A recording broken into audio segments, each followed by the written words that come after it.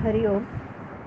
आज शनिवार 1 जून 2024 शके 1946. सद्गुरू ब्रह्मचैतन्य गोंदवलेकर महाराज यांच्या प्रवचनाचा आजचा हा भाग.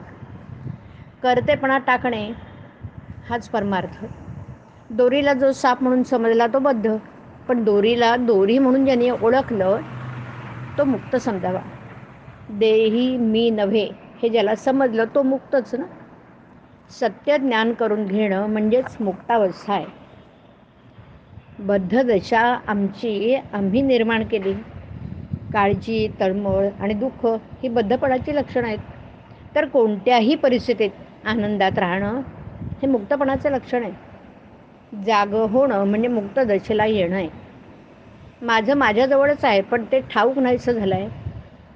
भगवंताला विसरल्याने मी देही असं म्हणू लागलो, तर देह तर माझ्या ताब्यात नाही. तेव्हा मी देही नाही हे सिद्ध झालं. आपण करतेपण आपल्याकडे घेतो आणि त्याबरोबर सुखदुःखही आपल्याकडे घेतो.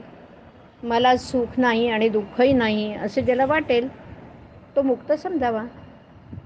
करतेपण घातूक असतं. मी एवढा मोठा वाडा बांधला, प्रपंच चांगला केला असा प्रपंचकाला अभिमान वाटतो, तर संन्यासी मठाचाच अभिमान धरून बसतो. म्हणजे या करतेपणाच्या बाधेतून दोघांचीही सहजी सुटका होत नाही. आता हे करतेपण सोडावे वाटले तरी ते आपल्याला सुटत नाही. याचा आपल्याला नेहमी अनुभव येतो. भगवंताचं अस्तित्व पटल्यानेच करतेपणा कमी होतो. म्हणून भगवंताच्या अखंड स्मरणात राहावं आणि भगवंत ठेवील त्यात समाधान मानावं. भगवंताच्या स्मरणाशिवाय जिथे आपल्याला सुख होतं तो विषय समजावा. विषयाच्या संगतीत परमात्म्यापासून वेगळं असणं याचं नाव प्रपंच आणि परमात्म्याच्या संगतीत विषयात राहणं याचंच नाव परमार्थ. फळाची अपेक्षा ठेवून आपण जे कृती करतो ते कर्म होय. पण फळाची काहीही अपेक्षा न ठेवता आपण जे कर्म करतो ते कर्तव्य ठरतं आणि असे कर्तव्य भगवंताच्या स्मरणात करीत राहणं हाच परमार्थ. हे करीत असताना भगवंताला दृष्टीआड न होऊ देणं याचंच नाव अनुसंधान. समजा आपण एखादं चांगलं पुस्तक वाचित बसलो आणि इतक्यात आपल्या पायाला एक मुंगी चावली. त्याची जाणीव आपल्याला कशी चटकन होते. ती जाणीव सर्व शरीरभर व्यापून असते. त्याचप्रमाणे भगवंताच्या अनुसंधानाने प्रपंचाला व्यापून ठेवलं पाहिजे.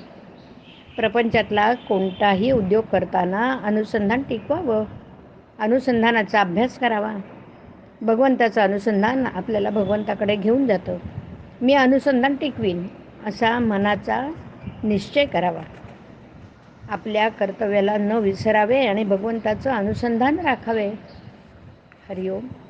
हरिओम तत्सत. हरिओम.